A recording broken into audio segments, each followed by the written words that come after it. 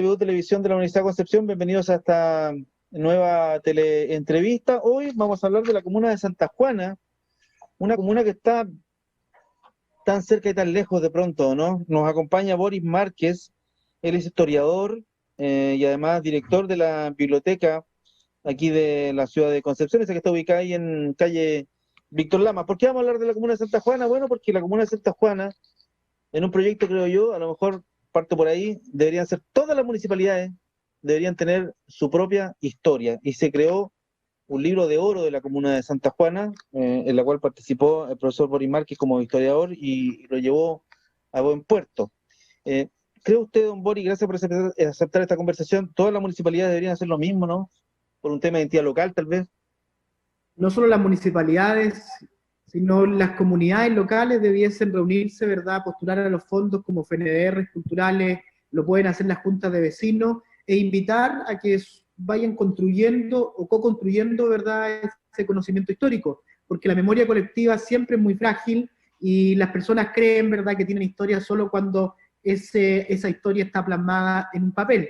Tienen algo de cierto porque todos nosotros vamos a partir del escenario de la Tierra, eso es muy seguro, y el papel, ¿verdad?, va a continuar. Todavía hojeamos libros de 1800, de 1700, de 1500 inclusive, y ese conocimiento va a permitirnos, ¿verdad?, seguir forjando una identidad y mantener ciertos valores propios de nuestras comunidades. No nos olvidemos que el patrimonio es eso, es la herencia que nosotros le dejamos a las nuevas generaciones. Y Libros de Oro tiene muy pocas comunas, lo tiene Penco, lo tuvo Concepción en los años 50, en los años 80 Talcahuano, y hoy día se suma Santa Juana, gracias a la invitación de la Corporación Edilicia y al esfuerzo de Ángelo Castro, que es mi colega, y de quién habla.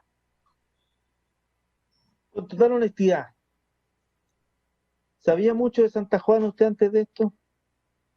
Bueno, yo estudié historia, soy magíster en historia, entonces, y había visitado mucho la comuna de Santa Juana, había subido a un balseadero, ¿verdad?, que me llevaba a San Rosendo, una ciudad también que estimo mucho, pero no cabe duda que uno parte siempre con un conocimiento muy menor. Además Santa Juana es una de es la comuna que tiene la localidad, el terreno más amplio de toda la provincia de Concepción, y como tú bien dijiste al principio, es una comuna que lucha contra su aislamiento. Es más, la historia que nosotros reflejamos en el Libro de Oro es esa lucha de poder, ¿verdad?, transformarse en una ciudad pujante, y lo logró solo desde la mitad del siglo XX gracias a la construcción de un camino, porque la barrera infranqueable que significaba el río Bío era muy realmente impenetrable. No por nada es la gran frontera que dividió por más de 300 años la historia de Chile.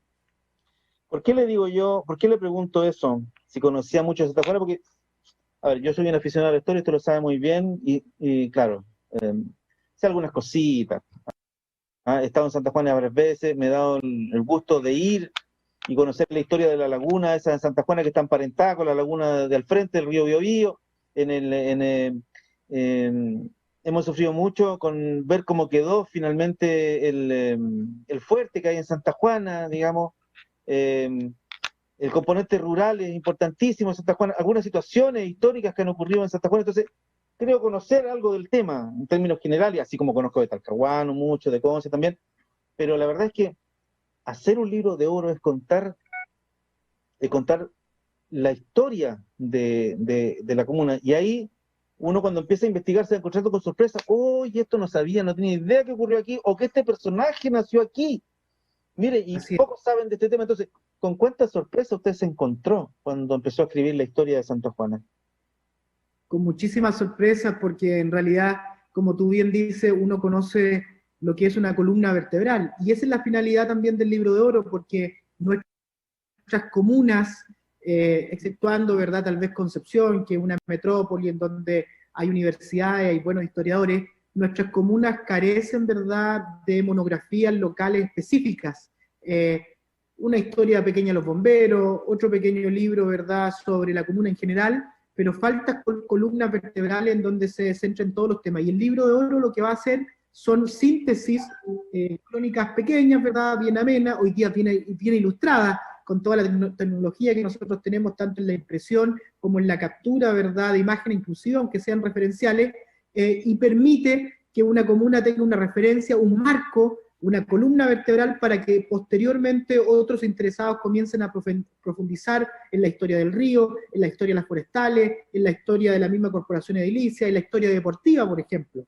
Y en ese caso, nosotros nos tocó hacer un levantamiento, estuvimos en Santa Juana, nos asociamos a la biblioteca, estuvimos en la radio e hicimos una solicitud de levantamiento de información. Vecinos nos entregaron sus fotografías de familiares, descubrimos la inmigración italiana, la inmigración palestina, la inmigración alemana, descubrimos, por ejemplo, un personaje llamado Lorenzo Monsalve, que fue un destacado veterano de la Guerra del Pacífico, que editó el primer periódico de Santa Juana, que tuvo una ilustre participación en la educación, y así fueron relevándose, ¿verdad? Y descubriendo nombres, personajes como la familia Bello, como instituciones educacionales, religiosas, que estaban olvidadas y que si no se instalaban, ¿verdad? Y si no se instalan prontamente en diferentes comunas, en libros como el que nosotros hemos plasmado, un libro de oro, lamentablemente se van a perder para siempre. Y es por eso que estamos muy contentos. También descubrimos, por ejemplo, la antigua tradición, porque Santa Juana cumplió este año 395 años, pero hay una tradición inca también, hay una tradición mapuche, está la cultura pitrén, ¿verdad? Toda la cultura anterior a la llegada de los españoles. Nosotros siempre contabilizamos nuestra historia moderna, por así decirlo, desde la llegada y el contacto con los europeos, pero también hay mucha historia detrás, muchas leyendas, muchos ritos, y en Santa Juana también algo muy importante que está plasmado en este libro, la tradición campesina, las cantoras populares, la tradición de la vivienda de adobe. Todo eso está plasmado de alguna forma también en este precioso libro que hace un homenaje a los bogadores, ¿verdad? Porque estas personas fueron las que pudieron unir la metrópoli de Concepción, todo el abastecimiento, el comercio, la tecnología, los avances para una ciudad que hoy día está muy bien situada en las cifras, ¿verdad?, generales en los temas sociales, con un hospital, con una primera planta de compostaje a nivel provincial, con electrificación, ¿verdad?, en las zonas rurales, con un camino, ¿verdad?, que aunque se necesita mejora, es un camino muy escénico, ¿verdad?, y además es muy rápido. ¿Cómo nace la comuna de Santa Juana? Talcahuano es puerto, nace como el puerto de Concepción. ¿Cómo nace Santa Juana? Nace como fuerte, estuvo Pedro Valdivia también en su sitio, cruzó el río Biobío en el territorio de Santa Juana, y fue la última vez que lo cruzó porque termina, ¿verdad?, su vida en Tucapel, y en 1626 ya se funda y tiene su nombre Santa Juana, ¿verdad?, porque el fundador, Luis Fernández de Córdoba, se dice que se había enamorado de una tía de él que tenía una edad muy similar. Su tío era virrey, y a pesar de que existía la prohibición de entregar título y cargo a los parientes, pareciera que la quiso alejar de este futuro romance, y él llegó a este lugar, fundó un fuerte, y es por eso que nosotros le llamamos a este libro La fortaleza que forjó una ciudad, porque en el tiempo este fuerte se instaló una misión jesuita y comenzó a expandirse en el territorio hasta que se constituyó en el siglo XIX como la cabecera del departamento Lautaro, que era todo lo que era casi la cuenca de Arauco, todo lo que hoy día es Coronel, todo lo que es Lota, y posteriormente, ¿verdad?, en 1891 en adelante en la comuna de Santa Juana. Ya, pero el nombre de Santa Juana obedece a que su fundador, Luis Fernández de Córdoba, se enamoró de una mujer de nombre Juana, ¿eso? Así es, eso es lo que se ha podido recopilar en la historia, ¿verdad? Usted sabe que la historia necesita de fuentes, no todas las fuentes las tenemos, especialmente en la época colonial, pero la tradición, como la misma tradición de la leyenda de Rayenanto, Rayencura, cómo se transformó en la ciudad, son leyendas que hasta el día de hoy han llegado y que se han podido comprobar hasta donde se puede, ¿verdad? Porque las razones del corazón, ¿verdad?, son razones que no entiende la razón. Ya que usted hizo la historia completa de la comuna de Santa Juana, aunque yo he conversado con algunos más que historiadores y arqueólogos que me hablan de la historia larga, ¿eh? Y cuando hablamos de la historia larga, hablamos de de la historia larga, no de la historia que comienza en 1500 y tanto con el, comillas, descubrimiento de Chile, sino la historia larga con los primeros habitantes indígenas, digamos, llegados a esta tierra hace 15.000 años. ¿Su historia dónde parte? ¿Con la fundación de Santa Juana o parte incluso más atrás con los habitantes con los que habitaron esa tierra primero que nadie? No, sin duda, mucho antes, nosotros tomamos desde el periodo arcaico tardío, desde el 4000 al 2000, antes, ¿verdad?, del presente. Observamos también todo lo que te comentaba, la alfarería, del sistema Vitrén, el sistema Vergel, y ahí fuimos consolidando y fuimos transformando esta historia, y además siempre hubo presencia posteriormente mapuche en los propios, las propias asambleas, ¿verdad?, en los propios parlamentos, que han sido muy estudiados en la historia colonial chilena. También nosotros hemos encontrado que había presencia de caciques de Santa Juana, que con el tiempo fueron desplazados, ¿verdad? Y después de la derrota del sistema de la guerra defensiva instalada por el padre Luis de Valdivia, viene, ¿verdad?, la toma ya de estos territorios, la consolidación del fuerte, y uno de los grandes fuertes se va a transformar en Santa Juana. No nos olvidemos que hay una línea de fuerte. Al ladito, ¿verdad?, está también el fuerte de Nacimiento, más acá el fuerte de San Pedro, y otros fuertes que van a ser la línea fronteriza, que por ser frontera, ¿verdad?, eso no significa que no hubo relaciones. Hubo hoy día la historia, ¿verdad?, ha comprobado que había muchas relaciones, que esto de la guerra de Arauco en 300 años es más bien un mito, porque hay muchas relaciones. Solo se luchaba además en el verano, no se podía luchar porque la pólvora se mojaba en invierno, las selvas no podían traspasarse, pero había mucho comercio, mucha transacción, mucho mecanismo de relaciones entre el pueblo mapuche también y los españoles. Y Santa Juana estaba ahí al medio de todo. Usted, bueno, investigó la historia junto con otro colega. ¿Cómo dijo que se llama el otro colega? Ángelo Castro, que es magíster también en historia por la Universidad de Concepción. Ángelo Castro, igual que Ángel Castro, bueno, parecido, Ángel Castro, que el alcalde que recordamos de la comuna de Santa Juana.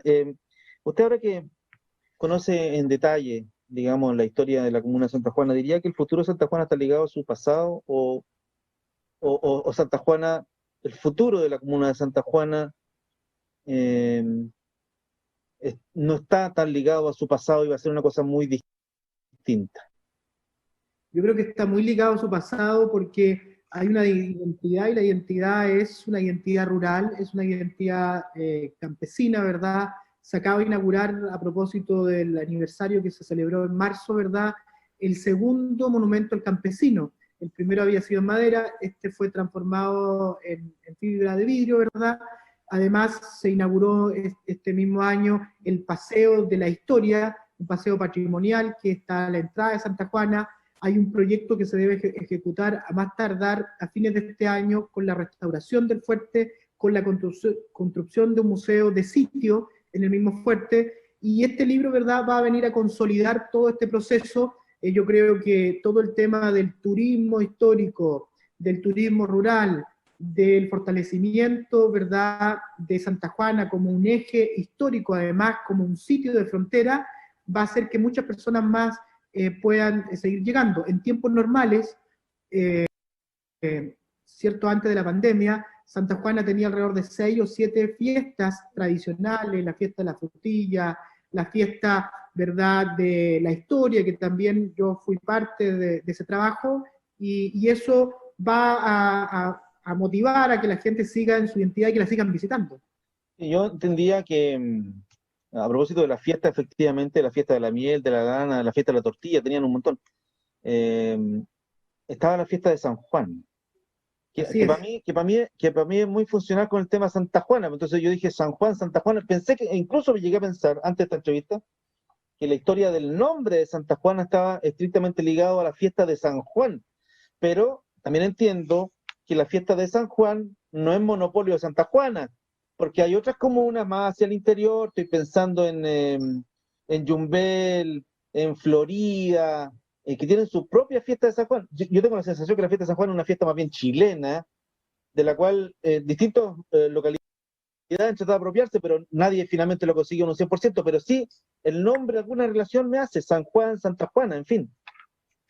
Solo una coincidencia, porque en realidad es una fiesta más bien cristiana internacional, ¿verdad?, que se recuerda la natividad de Juan el Bautista y que se celebra mucho. Yo he participado en Rere, en Yumbel, Sí, entiendo que en tiempos normales visitaban más de 10.000 personas la noche de San Juan. Se va a celebrar también privadamente, he escuchado, en Rere, gracias al Museo Cano, pero no tiene una relación con el nombre, pero también esas fiestas que son patrimonio de la chilenización, ¿verdad?, que tuvimos en el siglo XIX, son parte de la tradición campesina, que de a poco se ha ido recobrando, y es algo muy importante, porque nosotros que acusamos, ¿verdad?, los penquistas somos muy buenos para reclamar sobre el centralismo de Santiago, muchas veces nosotros también aplicamos las mismas normas con la periferia de nuestra ciudad, especialmente con el interior, y debemos ir apropiándonos y debemos ir valorando, debemos ir revalorando también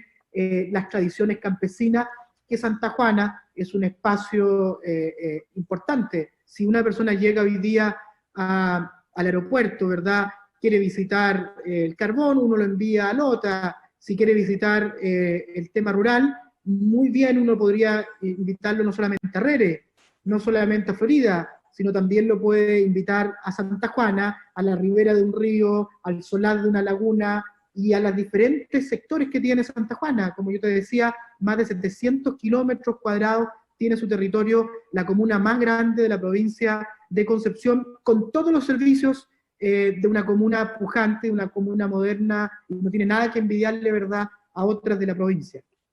Sí, hacemos de hecho este ejercicio de teleentrevista con esa finalidad, con no solo contar la historia de Concepción y la firma de la independencia, hagan cosas que es muy importante, o en Talcahuano, pero Santa Juana también es importante, y por eso es que lo traemos en esta teleentrevista.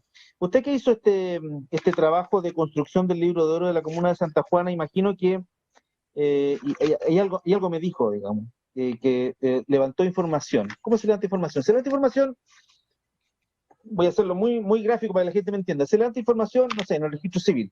Se levanta información en el cementerio. Se levanta información con los propios documentos que tiene la municipalidad, probablemente muy antiguos, algunos escritos a mano, tal vez. Se levanta información con los propios vecinos.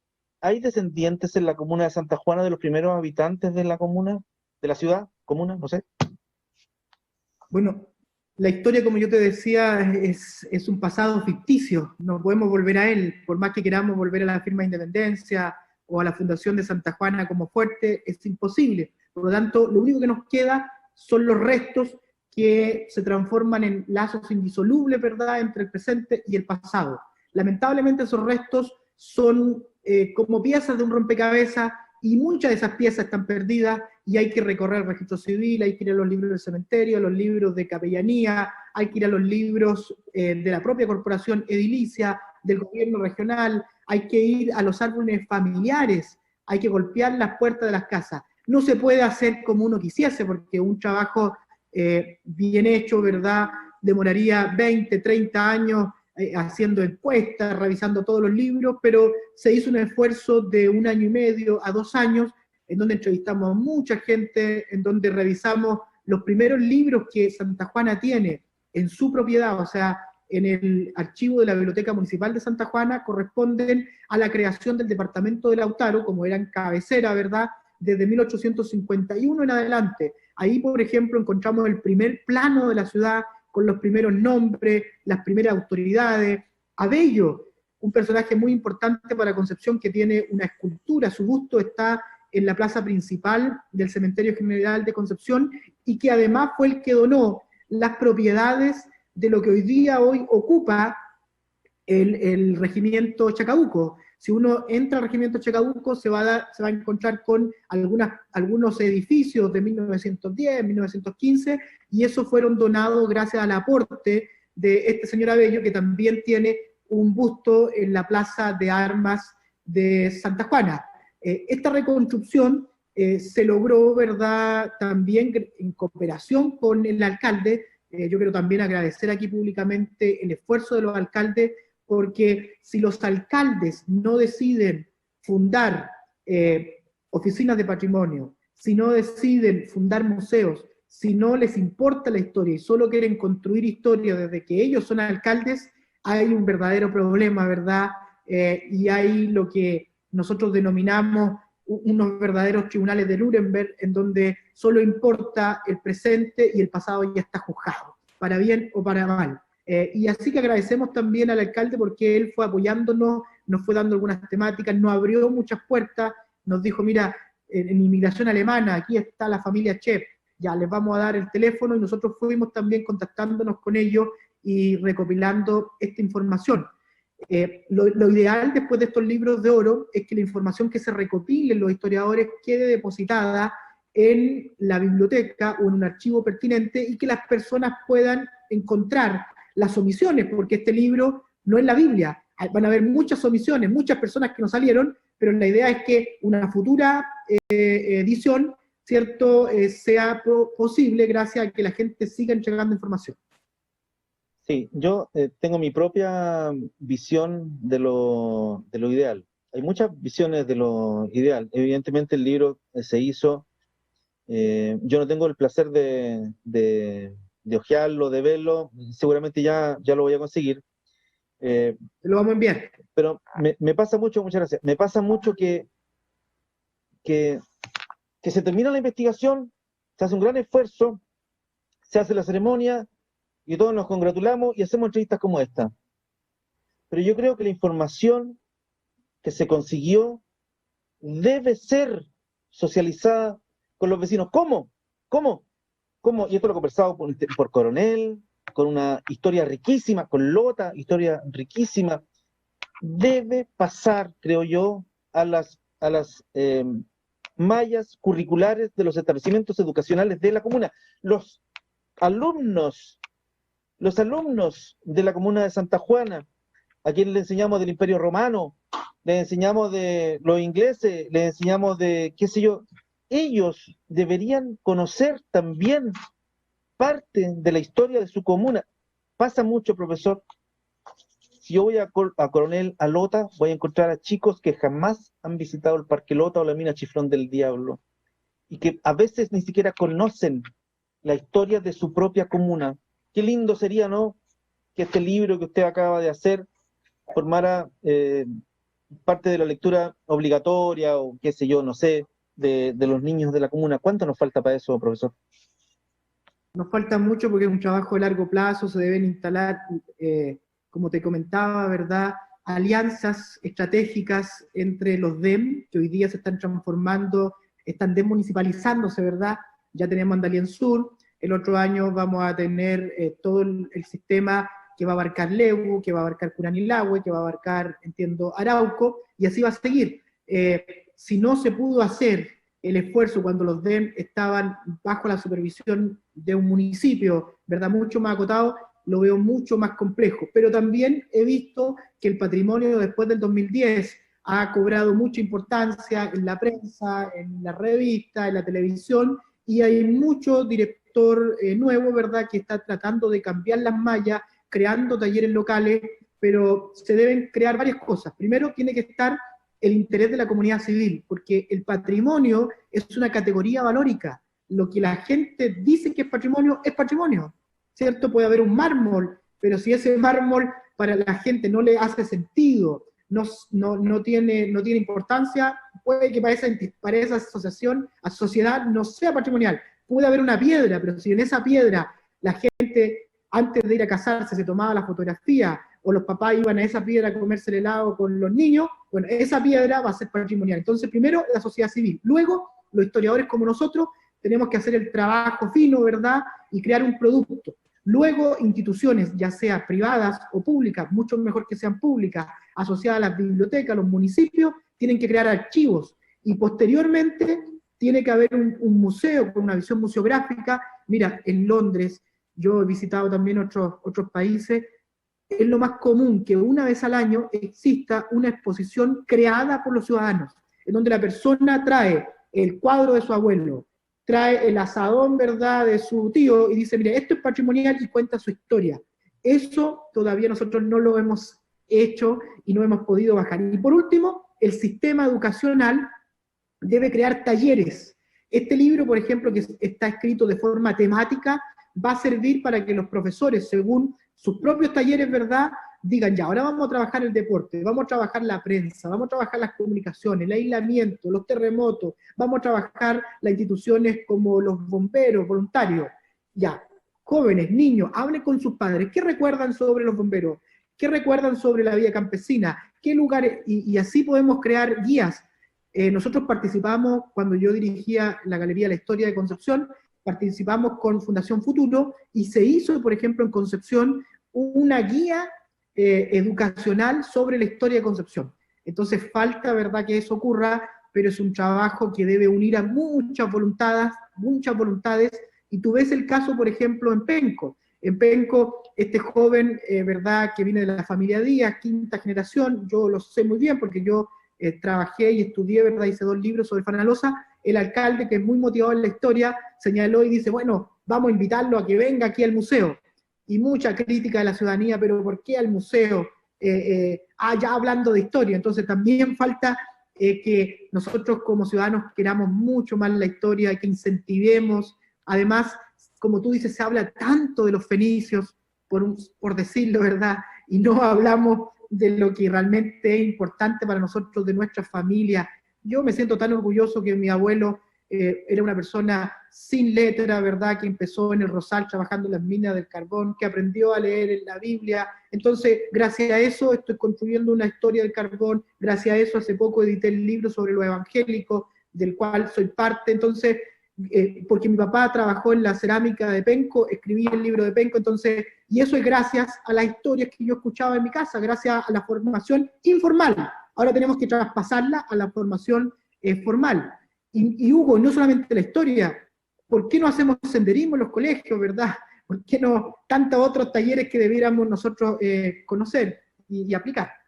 Sería bonito, es un sueño. Yo esto lo vengo preguntando hace como 5 años atrás, más o menos, desde que se me ocurrió la idea. Tampoco es muy ingenioso, pero pues sería bonito que los chicos en el colegio le dieran, ¿saben qué? A los chicos de Santa Juana, digamos, bueno, haga una historia, cuénteme la historia sobre la leyenda de las lagunas en Santa Juana, averigüe eso, y consulte con sus vecinos, y que el chico vaya con su cuadernito y vaya golpeando la puerta y preguntando a los vecinos.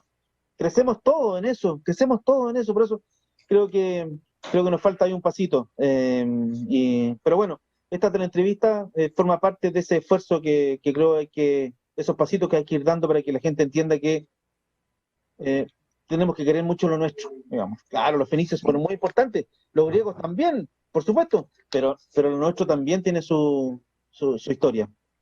¿No? Y el trabajo periodístico de ustedes también es muy importante, porque si solo bajamos información que viene de Santiago, ¿verdad?